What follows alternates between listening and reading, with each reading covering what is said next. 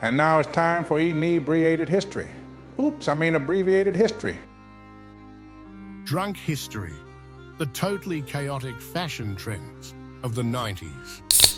All right, listen up, you beautiful disaster gremlins, because we're talking about the 1990s, a decade where fashion was less about looking good and more about seeing how much ridiculous crap you could wear at once without collapsing under the weight of your own bad decisions.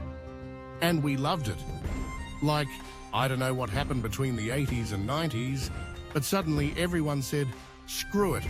Let's just wear the weirdest, baggiest, brightest nonsense imaginable.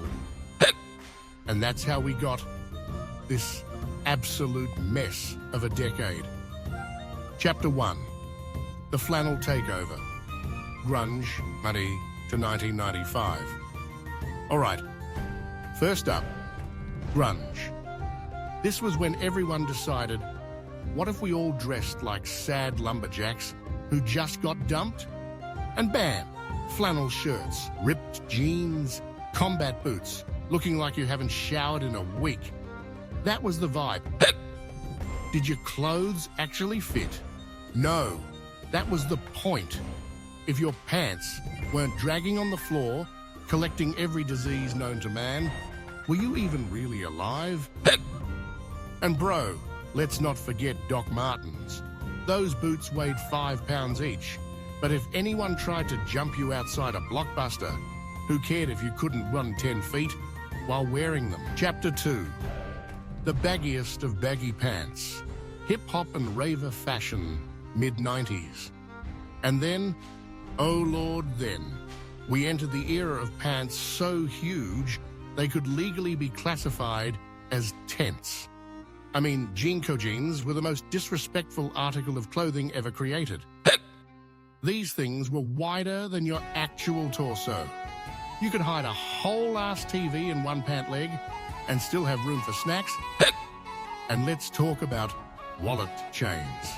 Oh, ho, ho. You weren't cool unless you had a 2-foot-long chain hanging from your pocket like you were about to fight Batman. Were you actually worried about losing your wallet? No, it was just aesthetics.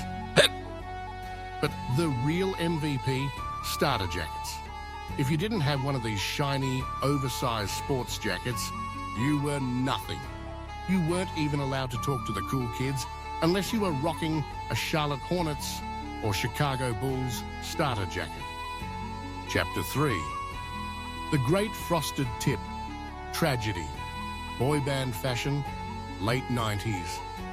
Ah, yes, the boy band era. This is when every guy decided, hey, what if we made our hair look like a sad hedgehog? And thus, frosted tips were born. Listen, every dude in the late 90s either looked like a wannabe Backstreet Boy or a rejected extra from The Matrix. It was gelled spikes, puka shell necklaces, tiny-ass sunglasses, and shirts so tight they cut off circulation. And let's not forget the leather pants. Every pop star in the late 90s decided to dress like a sexy robot assassin.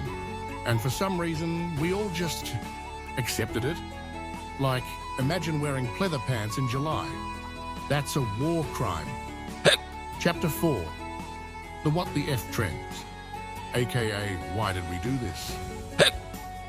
Look, the 90s had some unforgivable trends, and I gotta air them out right now. Let's talk about butterfly clips.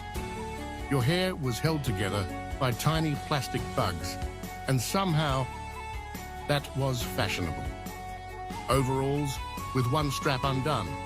What was the reason? Were we rebelling against symmetry?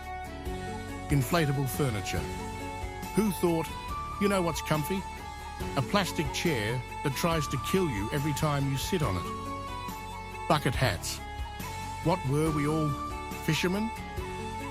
But the worst offender, the tiny backpack.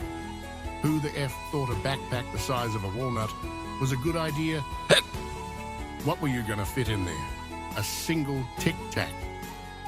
Final thoughts. The 90s were chaos, And we loved it. Listen, the 90s were a wild time for fashion. We wore the baggiest, brightest, weirdest crap imaginable and somehow thought we looked amazing.